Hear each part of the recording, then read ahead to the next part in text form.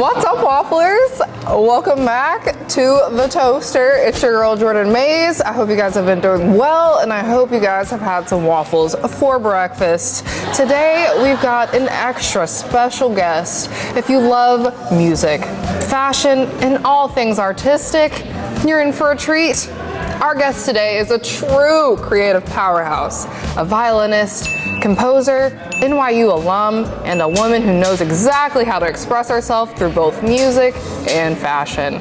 Please welcome the incredible Anisa Marcano. How's it feel to be here? I mean, it feels good to be here. I feel like I usually don't give, actually that's a lie, I have been like street interviewed many times, so I feel like this is very fitting. Yes. But this is like an interview in a normal setting and not a setting where I'm being asked about like my most embarrassing moments of my life. So that's a little different. And y'all, if you can't tell, we're not in our usual toaster setting, so I can't even ask you, how's it feel to be in the toaster, because we're not in it. We're in New York City, baby. And it's cold. And it's freezing. Let's get into it. Before we dive into everything that you're working on, let's start with the basics. Anisa, for those who don't know you yet, can you introduce yourself to our audience and tell us a little bit about who you are and what drives you? Okay. Well, hi, I'm Anisa. I just go by Nisa. So dramatic without the A, right? I'm a violinist based in New York City. I'm also a composer. I do a lot of studio work. I work with other artists who are also up and coming. I work on their R&B tracks, hip hop tracks, and I help them compose their stuff as well. I also do work for musical direction for some people's shows. I do live shows with some of my friends as well. And then I'm also an account manager, so I help people sell their luxury clothes, and I work with a lot of designers and upcoming so I can get more experience out in the field of fashion and to do a lot of work on gigs. So I'm always working, always doing that stuff. Like so much. Yeah. And it's fire stuff. Like truly an intriguing background. Not only are you extremely talented violinist and composer, you know, you've dabbled in the fashion world. Can you tell us about how you came to find voices in both of those arts? Yeah, I mean, in undergrad I majored in music education with a violin focus. So I wanted to be an educator, but then I was like that's not where the money's at. Respectfully, no offense to anyone who's in education. So I mean, I started realizing I really love music, but I also really like to express myself in fashion. And then throughout undergrad, I mean, I feel like going to school in New York, you're surrounded by people who dress, who know how to put that on respectfully, you know.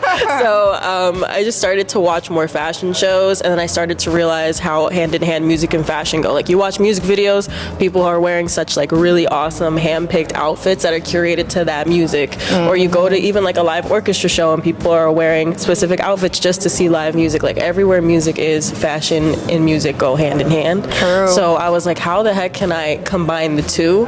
So every time I go and perform, I always make sure I got a really fly outfit on, because I feel like in the classical realm, they're used to people just being dressed in like all black, really boring. No offense, but we're trying to break norms here, you know what I mean? So I try to branch out and like advertise myself as like a cool violinist who's classically trained but also expresses myself through what I wear too. Like, I don't want to feel like I have to dress down just because I'm in like a classical realm that's not necessarily catered to like people of color typically either. So I'm just trying to like, you know, switch the genre a little bit and express myself through both. And by doing that, I feel like I've caught a lot of attention, and I want to keep going off it and keep doing as much. Like, build on that, you know, originality. So speaking of classical music and how like there's a stereotype with violinists and the type of music you play, like what's the most fun song that could surprise people like that you know how to play?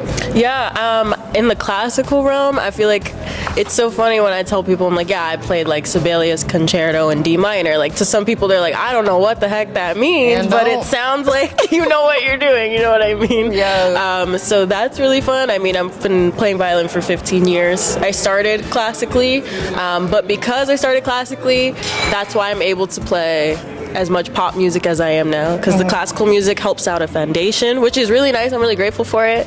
But, you know, I don't really love to play classical as much as I do like to play more modern music, but I'm thankful for it. But, you know, it's like some people prefer to hear me play my Bad Bunny on the strings, and like that's fine, and that's fine. Like I like to do it too, you know? Yeah. That's fire. Okay, so violin and music composition are pretty distinct art forms in their own right. What was your journey to discovering your love for the violin and your passion for composing music? And was there a moment when it all just clicked for you? What clicked for me for violin, oh my god, remember that show Ant Farm? Yes. With China and McClain, and she was playing violin on that. I saw that and I was like, yo, this black girl know what's good. Like I literally was like, this is kind of inspirational, like, you know? So I tapped into that because I was like, why not? So I chose that as my instrument, and I was like, all right, like I'll go from here and see how it goes. So I went through it. I did a little up until 4th grade, until middle school I played. I didn't take it seriously though, but it's because in my school district, all the kids of color used to get sat in the back. Dang. No shade. I know, right? It's the 21st century. Yeah, exactly. And then all the kids who could afford lessons and afford this sat in the front. And I remember reaching the end of middle school and pulling my teacher aside and being like, yo, like, this is mad weird. Like, do you not think that's weird? Like, you walk into class and all, like, the kids of color, Hispanics, all the black kids sat in the back. And I'm like, yo, something gotta be done about this. This is just not, it's not it. So we actually got a new teacher, and she switched the genre for real. Like, she came to the back of the class and she was like, all y'all gonna sit in the front. And she implemented like a rotational seating practice where everybody got their chance, whether they were good or not. But she was like, I don't care if you're good, you're gonna sit in the front one day regardless. And I was like, I like this girl. She's a modern day Rose. Yeah. Yo, not the back of the orchestra. That's crazy. But she was like, you know what, she was like, I think you're pretty good. So she actually paid for my lessons, and when I couldn't. And no, for real, Dr. Yee, she pushed me, and then from there I was like, sometimes it just takes one person, and then from there I went and I was like, you know what, I'm gonna do this because I really like this, and music's such a universal language. So I was like, you know what, yeah, like I want to be able to play and inspire other people too, who are probably being sat in the back of their orchestra classes too because they can't afford things. But it's like, that's crazy. Y'all can do whatever. But that's beautiful. Yeah. So you've composed some pretty incredible pieces.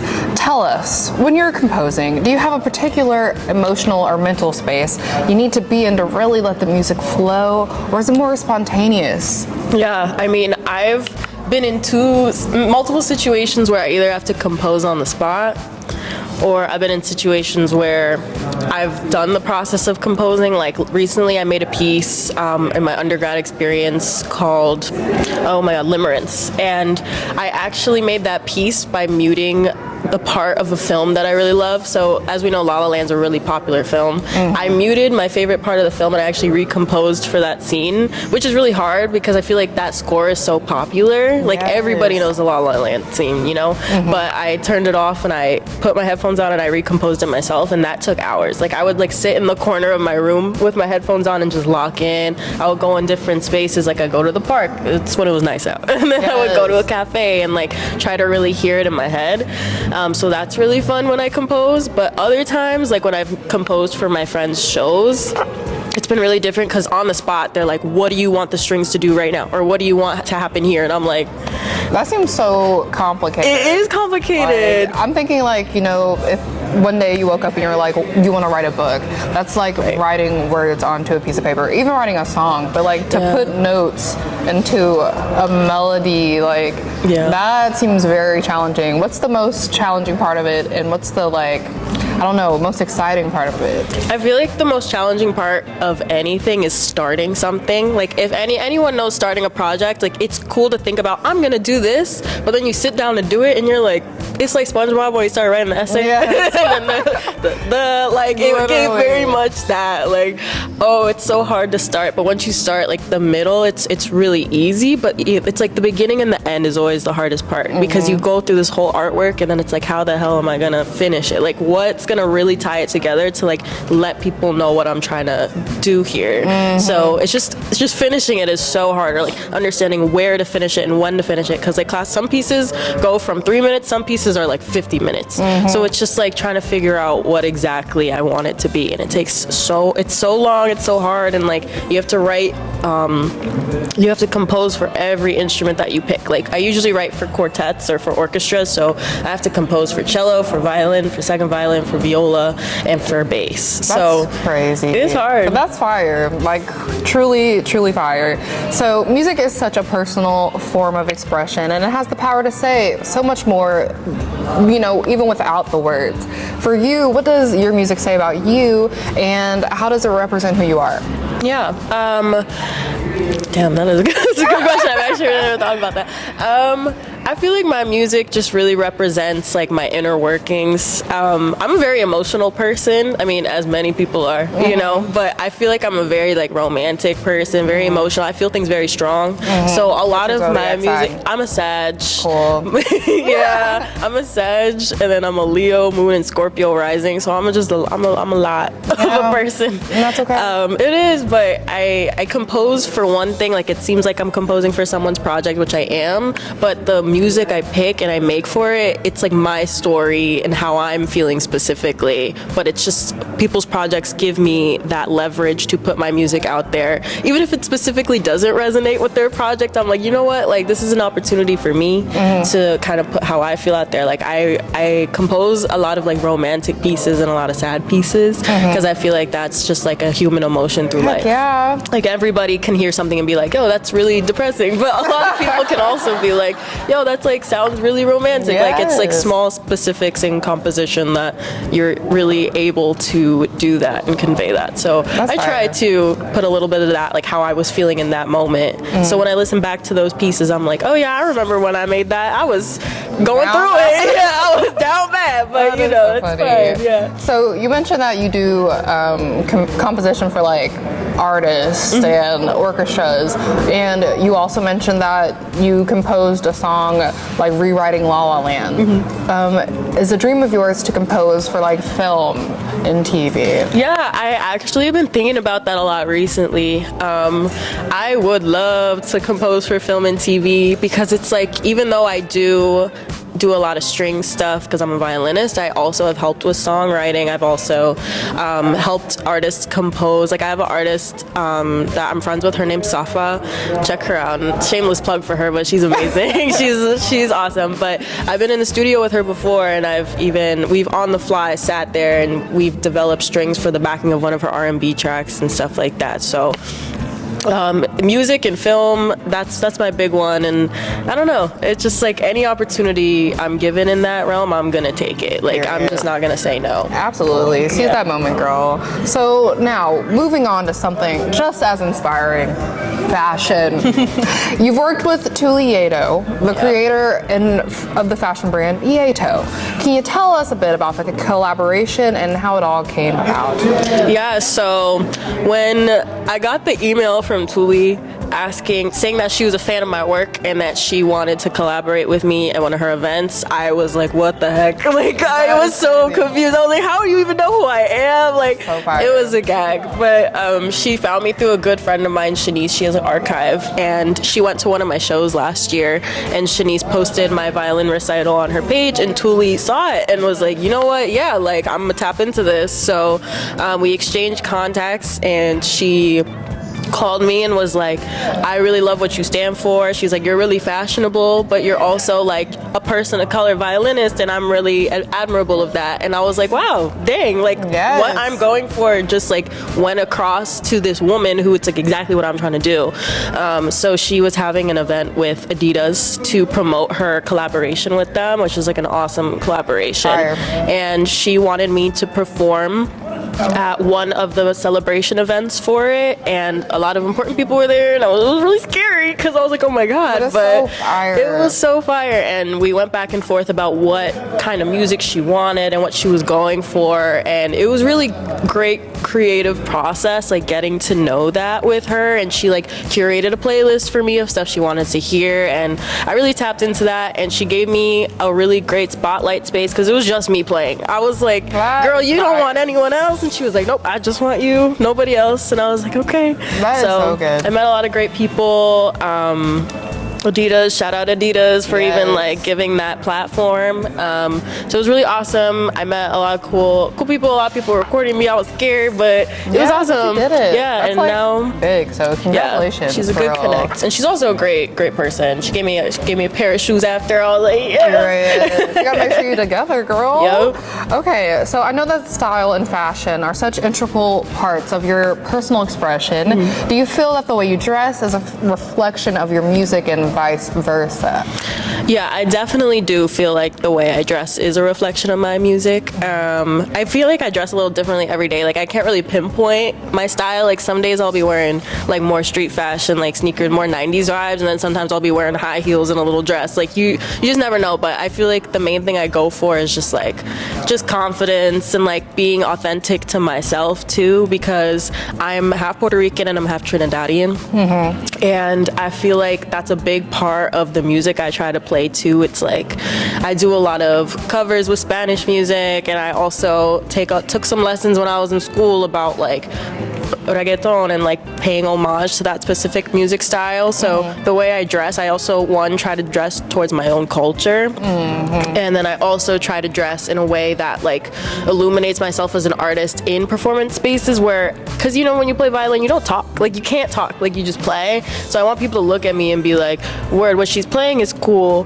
but I'm also really into what she's wearing. Like Yes. like why is she wearing that? Why did she put that outfit together? Like, or clock specific things, like, oh, she's wearing like yellow gold, like that looks really good on her skin tone, maybe she's half Indian, like I don't know, like stuff like that, you know, because I'm Yes. Indo-Trini, and like you gotta do like just the small tiny things. Yeah, I and, feel like create the mystery. Like, Yeah, you know, exactly. Let them figure out, Right? you know, what you're trying to tell them. Yeah. Exactly. Okay, I love that. So speaking of, you know, who you are and where you're from and New York, it's your home.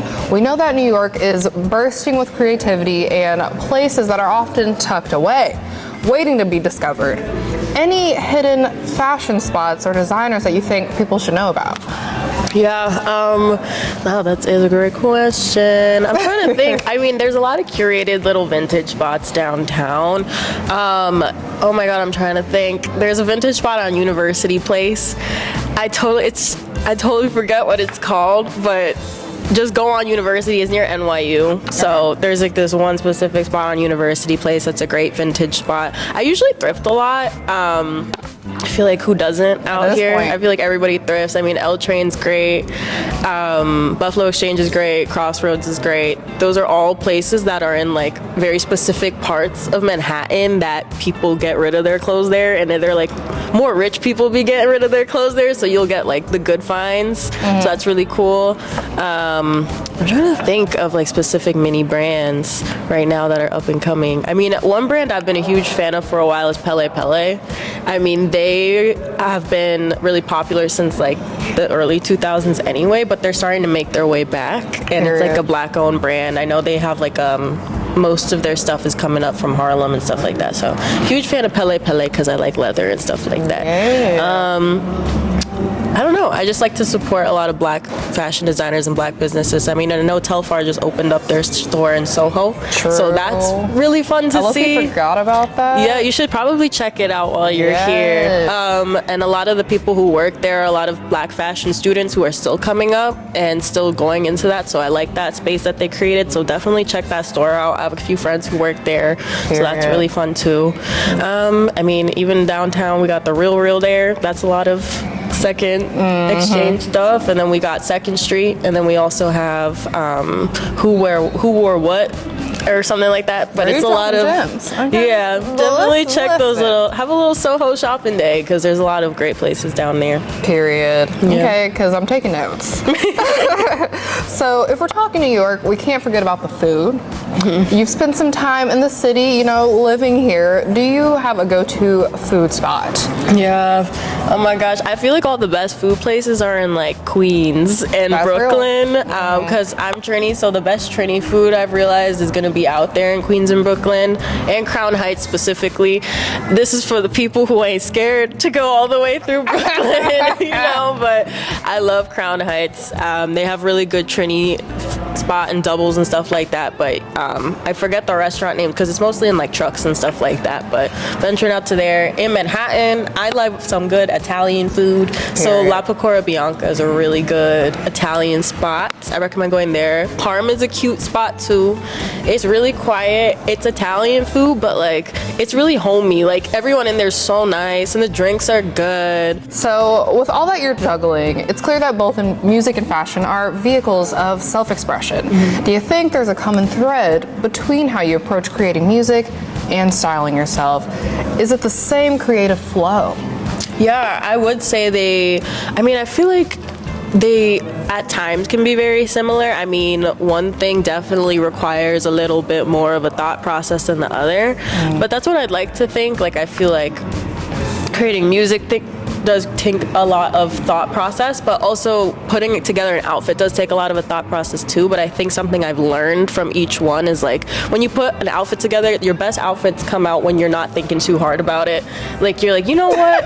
I'm gonna put this on, I'm gonna put this on, I'm gonna put this on. And then you walk out, someone's like, yo, that's a fire fit. I'm like, you know what, thank you. Yes, exactly, just put this on. Exactly. It was in you, okay? Right. So something I learned from that is like, you know what, the best music I also put out or the best compositions are ones I don't think too hard on. Real. So even though it's like, I feel like in both you gotta think real hard about it and et cetera, the best creation regardless of what you're doing, like even if it's, like if you're an artist, if you're painting, etc., the best creativity comes from when you're not thinking too hard about it. So Period, y'all. Yeah. That's a gem right there, and a wonderful way to look at it. There's a powerful sense of individuality in both fields, and for those watching, especially the women out there who may be trying to break into the arts, who may not just, feel the most confident about it, scared to take that risk, what would you say to them to, get them out there? Yeah, I would say in a very male-dominated realm, unfortunately. I mean, we got a lot of great women artists coming up right now in the music world and the fashion world, but there's always going to be that scary man at the top of everything. I do say, like, just go for it. I mean, you have nothing to lose. The worst people can say to you is no, but even when they say no, don't take no for an answer. Just keep going. Don't let anybody dull your shine. I mean, if you believe in yourself, that's all you need. Like, if you are your own voice saying, like, you know what, I'm gonna do this, then you're gonna do it. Like, just all you need is yourself and just go for it. Words of wisdom right there. And if you could look back at your journey and give your younger self a piece of advice, what would you tell yourself? Dang. You know what? I would tell her, you just, like, pretty much what I just said, like, do not let these people get in your head. Like, these people that you think also are supporting you, some of them are also not supporting you. So just really stick to your own roots, stick to your ground, and just don't be ashamed and don't say no to opportunities because you feel like you're not good enough for them. Someone asked you to do it for a reason, So even if it's like a fake it till you make it, fake it till you make it. So Anisa, it's been amazing to hear how these experiences have shaped you into the woman that you are today, and it's truly incredibly inspiring. What's been one of the most surprising lessons you've learned? Yeah, I think one of the most surprising lessons I've learned throughout all of this is like how much hard work really does pay off. Like I know everybody always says like hard work pays off, and like even in the age of social media, it seems like people don't work as hard these days to get stuff because of how easy it is to go viral, etc. But it's like, yeah, you really need to work your ass off. And I know that some people, it might seem like there's handouts, etc., and you might be waiting for your moment, but like you really just like consistency is really key. Like every day you gotta focus on your craft. Every week you got to release content about it, but it's like, it's serious. Like you really have to tap in order for things to happen. And things will happen, that hard work doesn't get taken for granted. Somebody's going to see it and things will turn out great. So before we wrap, tell us, where can our viewers find you and keep up with your amazing projects? And like, where do you see yourself in 5 years? What's next for you? Anything exciting? Yeah, I mean, in the next few months, I'm gonna do a couple live performances with some friends who are performing. So we're gonna work on that. And I'm also gonna hop on a couple new projects for some upcoming artists as well. So I'm gonna definitely post about that on my Instagram, which is at Anisa Marcano. I also do post on TikTok for the time being while it's still here. Same thing. It's also at Anisa Marcano. We all can't say the same thing. No. Some of us deleted it, you know. Some of it. Yes, and then next 5 years, you know what? I really hope that I'm out there making some type of difference, man. Like, I don't know, even if it's within these realms now, fashion or music, like, I just hope that I'm just still happy and creating my content, and I've hopefully gained a huge following somehow. I hope to go on tour with an artist, Bad Bunny, if you're seeing this, you are know, seeing it. right? Like, I just All the hope way in someone Puerto picks Rico. me up, yeah. This has been fabulous. Make sure y'all stay tuned because I have a feeling that Anisa's just getting started, okay? And to all the viewers at home, thank you for joining us today at The Toaster. Stay tuned for more episodes because, as always, we're keeping the creativity live. We'll see you next time. Bye.